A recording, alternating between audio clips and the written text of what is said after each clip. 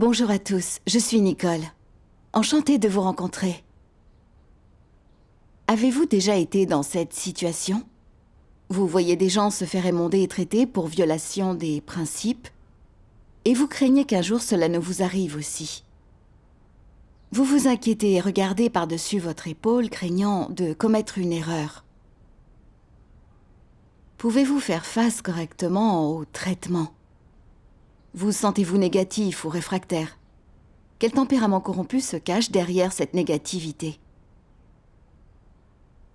J'ai lu ce témoignage d'expérience Comment faire face à l'émondage et au traitement. Ça m'a vraiment aidé. J'aimerais donc vous le lire. Mercredi 17 août 2022. Temps clair, il fait beau. J'ai commencé un nouveau devoir. J'effectue un travail textuel. Bien que ce soit inattendu, je suis heureuse d'être capable de le faire. Je sais que c'est la grâce de Dieu et qu'il me donne une chance de pratiquer. Je veux faire du bon travail. Mais quand je pense au fait que je connais encore mal ce travail, et au fait que d'autres ont été émondés et traités pour leur obstination et leur manque de principe dans ce type précis de travail, je commence à m'inquiéter. Vais-je être émondée et traitée dans ce devoir, moi aussi? Cela dit, ne serait-ce pas une bonne chose si je pouvais tirer des leçons de mon émondage? C'est une bonne occasion de gagner la vérité. J'ai donc finalement accepté ce devoir. Dimanche 4 septembre 2022. État du ciel, nuageux. Comme le temps passe vite. Ça fait déjà plus de 15 jours que je fais du travail textuel. Grâce à l'échange du dirigeant sur les principes et ses conseils, je me suis familiarisée avec cette tâche. Et j'ai appris quelques principes. Aujourd'hui, j'ai vu des frères et sœurs être traités pour ne pas avoir fait leur devoir avec des principes et être obstinés. Ça m'a rendue assez nerveuse. J'avais peur d'être moi-même traitée. Bien que je sache que l'émondage met en évidence les tempéraments corrompus et l'essence des problèmes conformément à la parole de Dieu, et que cela nous aide à nous connaître et à entrer dans les principes de la vérité, je ne veux quand même pas être émondée ou bien traitée. Frère Saul a été traité aujourd'hui pour ne pas avoir fait son devoir selon les principes. Le dirigeant avait échangé avec lui de nombreuses fois, mais il ne s'améliorait pas. Le dirigeant a dit qu'il était spirituellement insensible. Bien que ces critiques ne m'aient pas été adressées, quand j'ai entendu « spirituellement insensible », j'ai eu l'impression que ça touchait une corde sensible. Je me suis mise en garde moi-même. Je dois agir selon les principes, et je n'ai pas droit à l'erreur, sinon on me traitera. J'aurai des ennuis s'il s'avère que je suis spirituellement insensible. Comment une telle personne peut-elle être sauvée? Vaut-elle même la peine d'être formée? Ces pensées me rendaient encore plus anxieuse. Ce soir, en faisant mon devoir, j'ai été tendue tout du long. J'ai fait les choses avec grande prudence par peur de déraper. Mais je ne comprends pas. Pourquoi l'émondage des autres personnes a un si grand effet sur moi? Vendredi 9 septembre 2022. Temps clair, ciel dégagé. Je suis très inquiète dans mon devoir et je regarde sans cesse par-dessus mon épaule. L'idée de me tromper me terrifie. Parfois, d'autres personnes me demandent mon point de vue, mais même quand je suis sûre de moi, j'ai peur de me tromper. Je dois obtenir l'approbation de plusieurs personnes avant de m'exprimer. Pour être honnête, faire mon devoir ainsi m'épuise, et je sens que je me suis éloignée de Dieu. J'ai lu un passage de la parole de Dieu qui m'a vraiment touchée. Ces paroles de Dieu disent « Certains antéchrists qui travaillent dans la maison de Dieu décident en silence d'agir scrupuleusement d'éviter de faire des erreurs, d'être émondés et traités, d'irriter le supérieur et d'être surpris par leurs dirigeants en train de faire quelque chose de mal, et ils s'assurent d'avoir un public quand ils font de bonnes actions. Pourtant, aussi scrupuleux qu'ils soient, du fait qu'ils partent du mauvais point de départ et empruntent le mauvais chemin, n'agissant que pour la réputation et le statut, et ne recherchant jamais la vérité, ils violent souvent les principes, perturbent et dérangent le travail de l'Église, agissent comme des laquais de Satan et commettent même souvent des transgressions. Il est très courant que ces gens violent souvent les principes et commettent des transgressions. Alors, bien sûr, il leur est difficile d'éviter d'être émondés et traités. Maintenant, pourquoi les antéchrists agissent-ils avec tant de prudence lorsqu'ils ne sont pas émondés et traités? L'une des raisons, bien sûr, est qu'ils se disent « Je dois faire attention après tout, prudence est mère de sûreté, et les bons ont une vie paisible. Je dois suivre ces principes et me rappeler à chaque moment pour éviter de mal faire et d'avoir des ennuis, et je dois réprimer ma corruption et mes intentions. Tant que je ne fais pas le mal et que je peux persévérer jusqu'au bout, j'obtiendrai des bénédictions, j'éviterai les désastres, et je réussirai dans ma croyance en Dieu. » Souvent, ils s'exhortent, se motivent et s'encouragent de cette manière. Ils croient que s'ils font le mal, ils réduiront considérablement leurs chances d'obtenir des bénédictions. Est-ce que ce ne sont pas le calcul et la croyance qui occupent le fond de leur cœur? Mis à part le fait que ce calcul ou cette croyance des antéchrists sont bons ou mauvais, sur la base de cette croyance, à propos de quoi seront-ils le plus inquiets lorsqu'ils seront traités et émondés? De leur perspective et de leur destin. Ils associent le fait d'être traités et émondés à leur perspective et à leur destin. Cela a à voir avec leur nature perverse. Ce passage décrit exactement mon état.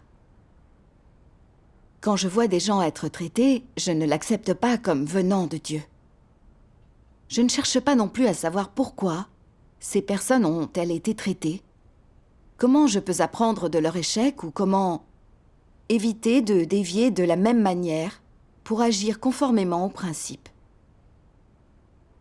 Au lieu de ça, je trace un lien invisible mais étroit entre le fait d'être traité et mon destin. J'ai l'impression que plus on est traité, moins on a d'espoir d'être béni. Je suis devenue plus méfiante et prudente, pensant que tant que je ne fais pas beaucoup d'erreurs ou que je ne suis pas traitée, j'ai l'espoir d'être béni. Du fait de mes incompréhensions, parce que j'accorde trop d'importance aux bénédictions, je suis très sensible à toutes les choses qui touchent à mon destin et trop prudente dans tout ce que je fais. J'ai peur d'être traitée et de perdre ma bonne fin, si je ne redouble pas de prudence.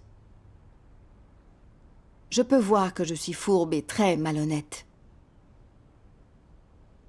Le dirigeant échange souvent avec nous sur les principes et il nous prend par la main, mais nous ne prenons pas ses paroles au sérieux. Nous agissons obstinément et nous perturbons le travail. Dans ce cas, nous traiter n'est-il pas tout à fait normal? Face à ce constat, une personne rationnelle réfléchirait sur elle, sur ses lacunes ou sur son insensibilité spirituelle, chercherait la vérité et corrigerait ses déviations. C'est ce que ferait une personne positive et qui cherche la vérité. Être traité nous aide à entrer dans la vérité et à bien faire nos devoirs. Mais je ne cherche pas la vérité, je ne réfléchis pas. Je suis même méfiante. Je ne distingue pas le bien du mal. Grâce à la révélation de la parole de Dieu, j'ai désormais une certaine compréhension de mon état. Lundi 12 septembre 2022. État du ciel, très pluvieux. Le dirigeant a appris que Saul était devenu négatif après avoir été traité et qu'il se sentait contraint et opprimé. Le dirigeant nous a demandé ce que nous pensions. Je me suis souvenue de mon état récent et j'ai dit que je m'étais sentie contrainte. Le dirigeant a fait un échange qui m'a vraiment touchée. Il a dit « Pourquoi certaines personnes sont-elles traitées maintes fois sans pourtant gagner la vérité ? Pourquoi se sentent-elles contraintes, oppressées et peinées ? C'est parce qu'elles ne se concentrent pas sur la compréhension de la vérité et qu'elles ne gagnent rien. Elles deviennent réfractaires lorsqu'elles sont traitées. Elles s'opposent aux autres. Ces personnes acceptent-elles la vérité? Ces personnes sont traitées parce qu'elles ont violé les principes de la vérité. Mais elles refusent de réfléchir et se laissent même aller. Elles n'acceptent donc pas la vérité. Elles vont à son encontre et sont en désaccord avec. Être en désaccord avec la vérité, c'est être en désaccord avec Dieu. La nature de cela est très grave. L'échange du dirigeant m'a finalement fait réaliser à quel point la nature du refus de la vérité ou d'être traité est grave. Et à quel point cet état est vraiment dangereux. Quand je suis rentrée, je me suis sentie profondément mal. Et je suis restée dans mon lit sans pouvoir dormir. Cette situation n'est pas un accident. La volonté de Dieu se cache derrière. J'ai commencé à me demander comment se manifeste le refus de la vérité exactement. Comment puis-je tirer une leçon et réfléchir dans une telle situation? Mercredi 14 septembre 2022. Temps clair et dégagé. Saul a été renvoyé aujourd'hui. D'autres personnes aussi, parce qu'elles n'acceptaient pas la vérité et ne faisaient pas de progrès dans leur devoir. J'ai appris par une sœur que Saul faisait souvent son devoir de façon obstinée, qu'il violait les principes, et que le dirigeant avait échangé avec lui sur les principes. Parfois, il l'émondait et soulignait l'essence de son problème. Mais en fait, Saul ne cherchait pas la vérité. En réponse à l'émondage, il se laissait aller et refusait de partager ses opinions. Un jour, lors d'une réunion, il avait même dit « Le dirigeant ne voit pas quand je fais du bon travail, mais je me fais traiter si ce n'est pas le cas. » Il était difficile de croire qu'il avait pu dire ça. Et le fait qu'il puisse dire ça montrait qu'il n'acceptait pas la vérité. J'ai lu ces passages de la parole de Dieu. Quand un antéchrist est émondé et traité, la première chose qu'il fait est de résister et de rejeter cela au plus profond de lui. Il lutte contre tout cela. Et pourquoi? Parce que les antéchrists, de par leur nature et leur essence même, sont dégoûtés par la vérité et la détestent, et qu'ils n'acceptent pas du tout la vérité. Naturellement, l'essence et le tempérament d'un antéchrist l'empêchent de reconnaître ses propres erreurs et son propre tempérament corrompu. Sur la base de ces deux faits, l'attitude d'un antéchrist vis-à-vis de l'émondage et du traitement consiste à les rejeter et à s'y opposer entièrement et totalement. Il déteste cela et y résiste du fond du cœur. Il ne montre pas la moindre trace d'acceptation ou de soumission, et encore moins de réflexion ou de repentir authentique. Quand un antéchrist est émondé et traité, quelle que soit la personne qui s'en charge, quelle qu'en soit la raison, quelle que soit la mesure de la responsabilité de l'antéchrist dans cette histoire, quelle que soit l'évidence de son erreur, quelle que soit l'étendue de sa malfaisance et quelles que soient les conséquences de cette malfaisance pour l'Église, l'antéchrist ne considère rien de tout cela. Il considère que celui qui l'émonde et le traite le singularise ou lui trouve délibérément des défauts pour pouvoir le punir. L'antéchrist peut même penser qu'on l'intimide, qu'on l'humilie, qu'on ne le traite pas avec humanité, qu'on le rabaisse et qu'on le méprise.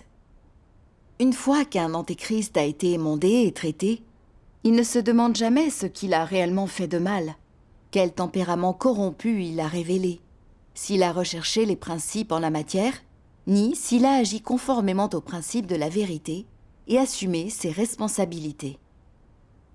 Il ne s'examine pas et ne réfléchit à rien de tout cela, et il ne médite pas ces questions. Au lieu de cela, il aborde le traitement et l'émondage selon sa propre volonté et avec impétuosité. Chaque fois qu'un antéchrist est émondé et traité, il est plein de colère, de ressentiment et de mécontentement, et disposé à n'écouter les conseils de personne.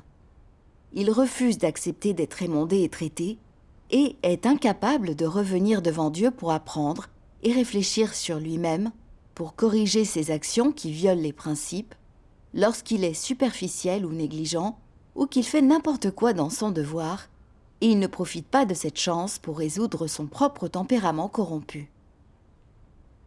Au lieu de cela, il trouve des excuses pour se défendre, pour se justifier, et il dira même des choses pour créer la discorde et provoquer les autres.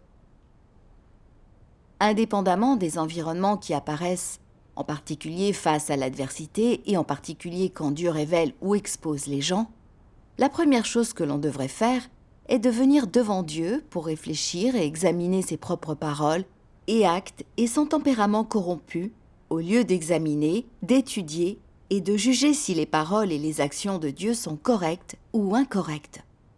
Si tu restes dans une position appropriée, tu devrais savoir exactement ce que tu es censé faire. Les gens ont un tempérament corrompu et ne comprennent pas la vérité. Ce n'est pas un problème insurmontable. Mais quand les gens ont un tempérament corrompu, qu'ils ne comprennent pas la vérité et qu'en plus ils ne cherchent pas la vérité, alors ils sont face à un vrai problème. Tu as un tempérament corrompu et tu ne comprends pas la vérité. Donc, tu peux encore juger Dieu de façon arbitraire, l'aborder et interagir avec lui selon ce que ton humeur, tes préférences et tes émotions te dictent. Mais si tu ne cherches pas la vérité et que tu ne la pratiques pas, cela ne va pas être aussi simple. Non seulement tu ne seras pas capable de te soumettre à Dieu, mais tu pourrais mal le comprendre et te plaindre de lui, le condamner, t'opposer à lui et même l'insulter et le rejeter dans ton cœur en disant qu'il n'est pas juste, que tout ce qu'il fait n'est pas nécessairement légitime.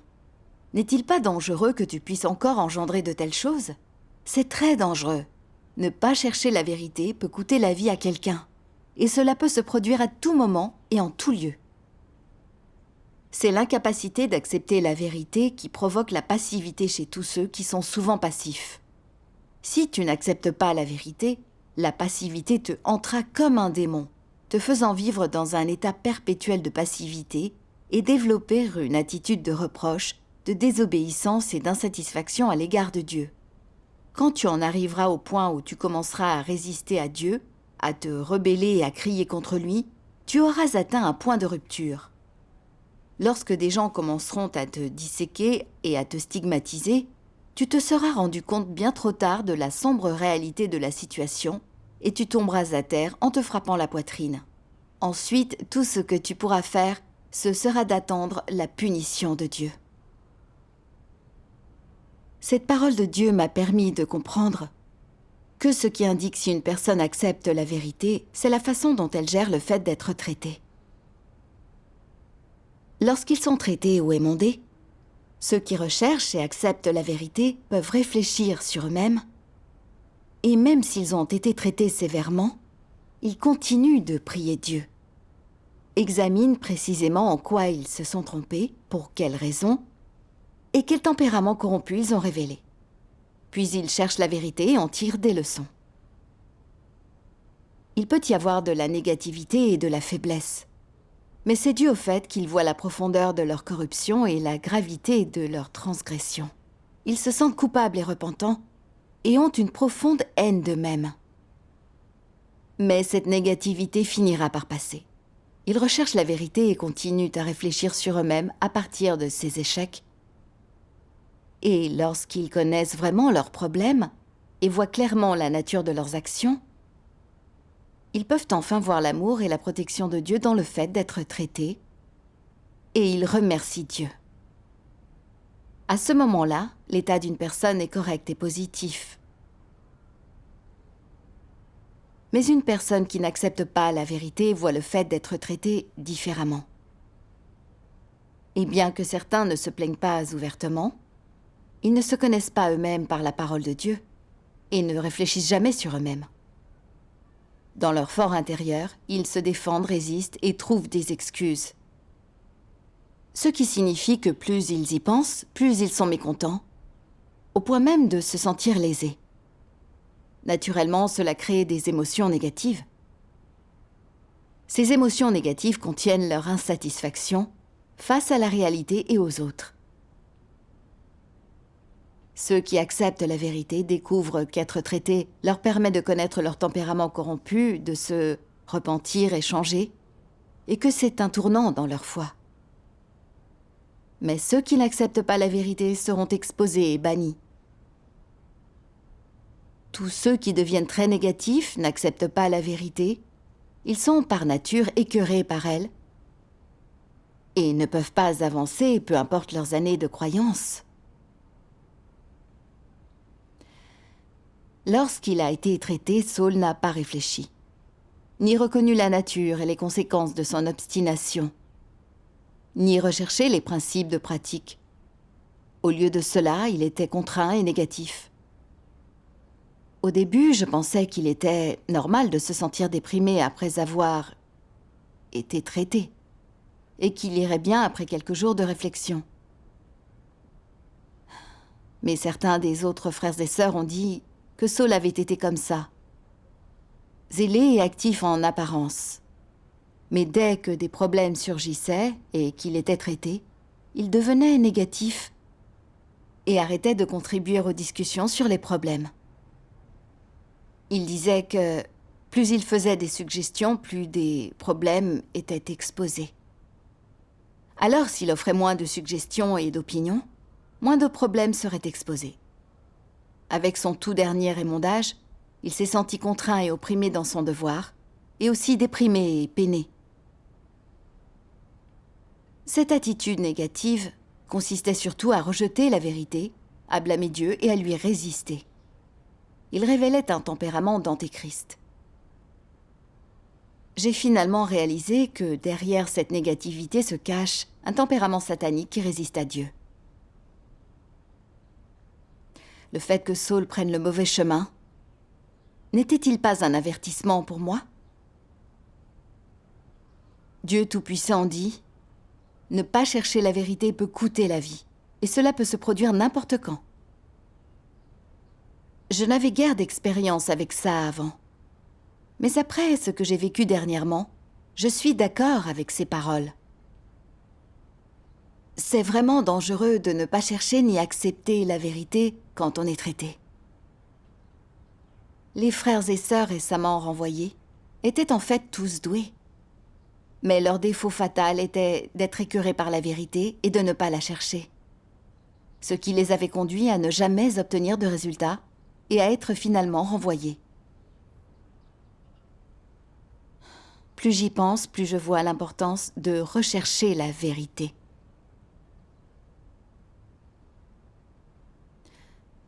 Jeudi 15 septembre 2022. État du ciel, plus fine. L'échange du dirigeant de cette nuit-là me trotte toujours dans la tête. Et mes pensées reviennent à ces paroles de Dieu. Si tu as foi en Dieu mais ne cherches pas la vérité, ou la volonté de Dieu, et si tu n'aimes pas non plus le chemin qui te rapproche de Dieu, alors tu essaies d'échapper au jugement, et tu es une marionnette et un traître qui fuit le grand trône blanc. Avant, quand je lisais ces paroles, tu essaies d'échapper au jugement, et tu es une marionnette et un traître qui fuit le grand trône blanc. C'étaient ceux du monde religieux qui s'accrochent aux notions religieuses qui me venaient immédiatement à l'esprit. Ils veulent être sauvés par la grâce, mais refusent l'œuvre du jugement de Dieu dans les derniers jours. Ce sont des marionnettes et des traîtres fuyant le grand trône blanc de Dieu. Mais je me demande, accepter l'œuvre de Dieu dans les derniers jours signifie-t-il aussi accepter son jugement? Est-ce ainsi que Dieu le voit? Que signifie accepter vraiment le jugement et le châtiment de Dieu? En méditant sur la parole de Dieu, j'ai compris qu'accepter l'œuvre de Dieu dans les derniers jours ne signifiait pas accepter sincèrement son jugement dans les derniers jours. Vous devez accepter d'être traité pour accepter le jugement de Dieu dans les derniers jours. Si vous ne pouvez pas accepter d'être traité, vous ne pourrez pas accepter le jugement et le châtiment de Dieu. J'ai lu bien d'autres paroles de Dieu sur la façon de gérer le fait d'être traité. Lorsqu'il s'agit d'être émondé et traité, qu'est-ce que les gens devraient savoir au minimum? Être émondé et traité est une expérience que l'on doit faire pour pouvoir accomplir son devoir de façon adéquate. C'est indispensable. C'est une chose à laquelle les gens doivent se confronter quotidiennement et qu'ils doivent expérimenter souvent dans leur foi en Dieu et l'obtention du salut. Personne ne peut se passer d'être émondé et traité. Est-ce qu'émonder et traiter quelqu'un est quelque chose qui met en jeu son avenir et son destin? Non. Mais alors, à quoi cela sert-il d'émonder et de traiter quelqu'un? Est-ce pour condamner les gens? Non, il s'agit d'aider les gens à comprendre la vérité et à accomplir leurs devoirs selon les principes. C'est juste, c'est la compréhension la plus correcte.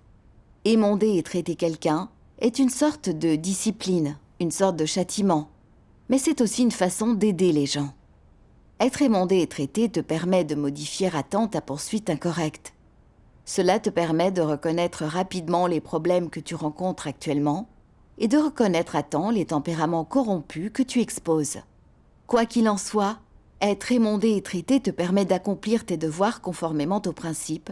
Cela t'évite de faire des erreurs et de t'égarer avec le temps, et cela t'empêche de provoquer des catastrophes. N'est-ce pas là l'aide la plus grande, le remède le plus grand? Ceux qui sont dotés de conscience et de raison devraient être capables de traiter correctement le fait d'être traités et émondés. Cette parole est très claire sur l'attitude à adopter face au fait d'être traité et le chemin de pratique à suivre. En fait, être traité n'a aucun lien avec le destin. Peu importe si les termes employés sont durs, éprouvants ou même condamnants. Le but est de nous aider à voir notre corruption, notre obstination et notre manque de principe et de voir les déviations dans notre travail. C'est pour nous aider à chercher la vérité et à agir avec des principes. Être traité souvent ou sévèrement ne signifie pas qu'on n'a pas un bon destin. Et ne pas être traité ne signifie pas qu'on aura un bon destin pour autant. Bien que certains puissent être émondés et traités souvent, et que parfois cela puisse être très sévère, ou ressembler à une condamnation, ces gens peuvent ensuite chercher la vérité, réfléchir et gagner une certaine compréhension de leur tempérament corrompu, de leurs défauts ainsi que de leurs déviations. Ils sont capables de changer et de grandir dans la vie et peuvent encore assumer un travail important. J'ai pensé à mon attitude face au fait d'être traitée depuis que je suis devenue croyante. J'ai cru en Dieu pendant 9 ans. Pendant ces années, j'ai rarement été traitée. J'ai essuyé peu de revers. J'ai toujours eu une vision différente du fait d'être traitée ou émondée. Je pensais qu'être traité était une mauvaise chose, comme être exposé ou condamné.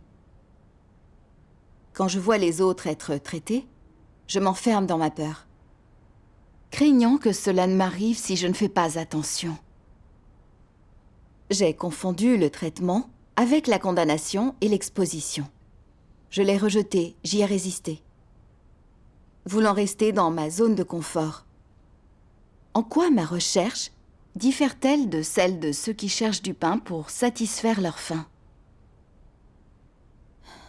J'ai lu beaucoup de paroles de Dieu, et je sais que son œuvre dans les derniers jours vise à purifier, perfectionner l'homme par le jugement, l'épurement et le traitement.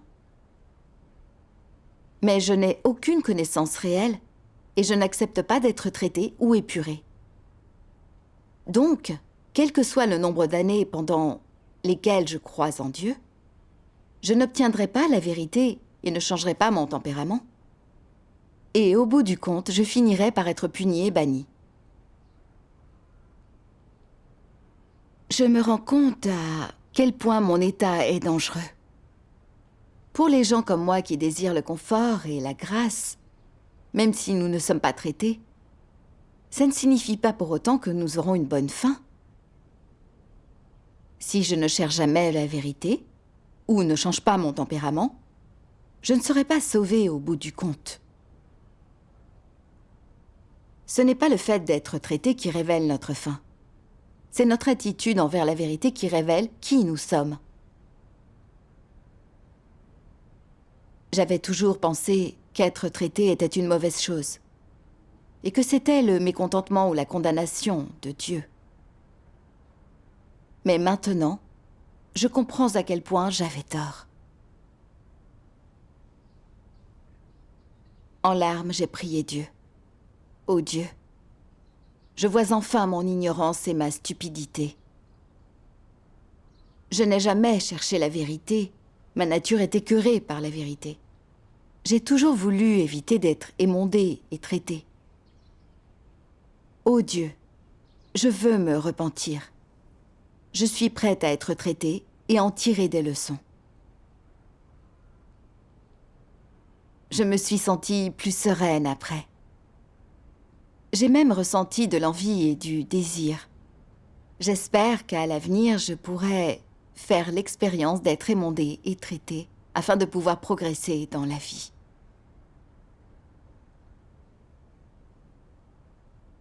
Mercredi 5 octobre 2022. Temps couvert et nuageux. Quelque chose d'inoubliable vient d'arriver. En travaillant sur un projet, comme je faisais mon devoir sans chercher les principes, le travail a dû être refait, ce qui en a retardé l'avancement. Le dirigeant a souligné la nature de mon problème et il m'a traité pour mon arrogance et mon manque de sensibilité spirituelle. Ces mots ne cessaient de me trotter dans la tête. J'ai commencé à me délimiter en pensant « Le dirigeant a vu clair en moi. Il ne me pense pas faite pour ce devoir. Je vais être renvoyée d'un jour à l'autre. » Je suis devenue très déprimée.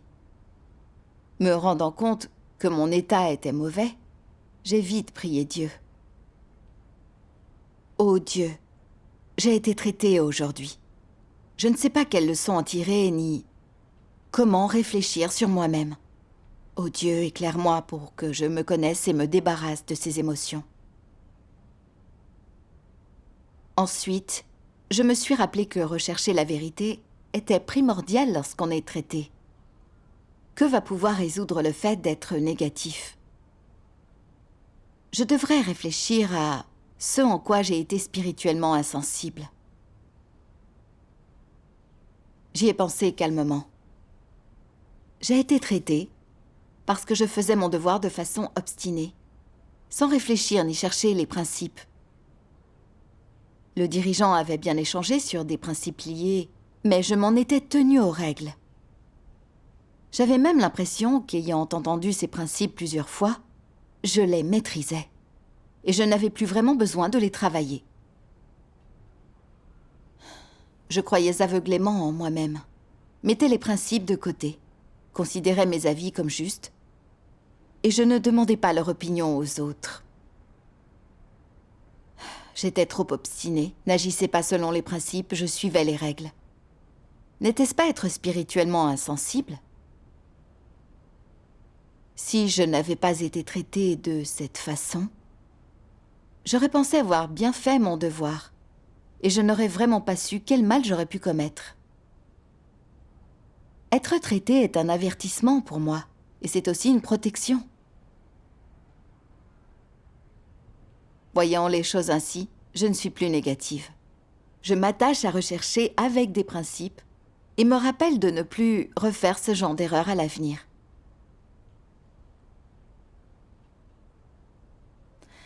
Samedi 8 octobre 2022. Ciel dégagé, clair. Nous avons eu réunion avec le dirigeant. Il a échangé sur les principes à suivre dans nos devoirs et a demandé si nous avions réalisé des gains dernièrement. Il nous a encouragés à poursuivre la vérité. Il nous a dit que, quoi qu'il arrive, l'important est de tirer des leçons. Et il nous a lu la parole de Dieu. Au cours de l'expérience de l'œuvre de Dieu, quel que soit le nombre de fois où tu as échoué, chuté, été émondé, traité ou exposé, ce ne sont pas de mauvaises choses. Quelle que soit la façon dont tu as été émondé ou traité, que ce soit par des dirigeants, des ouvriers ou tes frères et sœurs, ces choses sont toutes de bonnes choses. Tu dois te souvenir de ceci. Quelles que soient tes souffrances, elles te sont bénéfiques en réalité. Tous ceux qui ont de l'expérience peuvent en témoigner. Quoi qu'il en soit, être émondé, traité ou exposé est toujours une bonne chose. Ce n'est pas une condamnation, c'est le salut de Dieu Et c'est ta meilleure chance de te connaître toi-même. Ton expérience de vie peut en acquérir un changement de vitesse. Autrement, tu n'auras ni l'occasion, ni la condition, ni le contexte pour comprendre la vérité de ta corruption. Si tu comprends vraiment la vérité, si tu es capable de découvrir les choses corrompues enfouies dans les profondeurs de ton cœur, si tu peux clairement les distinguer, alors c'est une bonne chose. Cela résout un problème majeur de l'entrée dans la vie et c'est très bénéfique au changement dans le tempérament. Devenir capable de vraiment te connaître toi-même est ta meilleure chance de corriger ton attitude et de devenir une nouvelle personne. C'est la meilleure occasion pour toi d'obtenir une nouvelle vie. Une fois que tu te connaîtras vraiment, tu pourras voir que c'est une chose précieuse que la vérité devienne ta vie, et tu auras soif de la vérité. Tu pratiqueras la vérité, et tu entreras dans sa réalité. C'est si extraordinaire. Si tu peux saisir cette occasion, réfléchir sérieusement sur toi-même et acquérir une véritable connaissance de toi-même, chaque fois que tu échoues ou tombes, alors, au milieu de la négativité et de la faiblesse, tu pourras te relever. Une fois ce seuil franchi, tu pourras faire un grand pas en avant et entrer dans la réalité de la vérité. Ces paroles de Dieu m'ont profondément émue. Et je n'ai pas pu retenir mes larmes. Même si le fait d'être traité était bouleversant et douloureux, et que j'avais parfois l'impression que j'allais m'effondrer, cette expérience m'a vraiment permis de voir l'amour de Dieu. C'est ce genre de situation qui m'a forcé à venir devant Dieu, à connaître mon tempérament corrompu et à comprendre où se situaient mes problèmes. Lorsque j'acquiers une certaine compréhension de moi-même, je ressens un sentiment de paix intérieure et de sérénité. Si je n'avais pas été traitée, je ne sais pas quelle perturbation j'aurais provoquée dans l'accomplissement de mon devoir, ni quel problème ou oubli serait survenu. C'est parce que j'ai été traitée que j'ai accordé plus d'attention à la recherche des principes. J'ai constaté que le traitement et l'accomplissement de son devoir allaient de pair. Cette expérience a changé mon attitude quant au fait d'être émondée et traitée. Dieu soit loué. Ce témoignage est maintenant terminé. Merci d'avoir regardé. On se retrouvera une prochaine fois.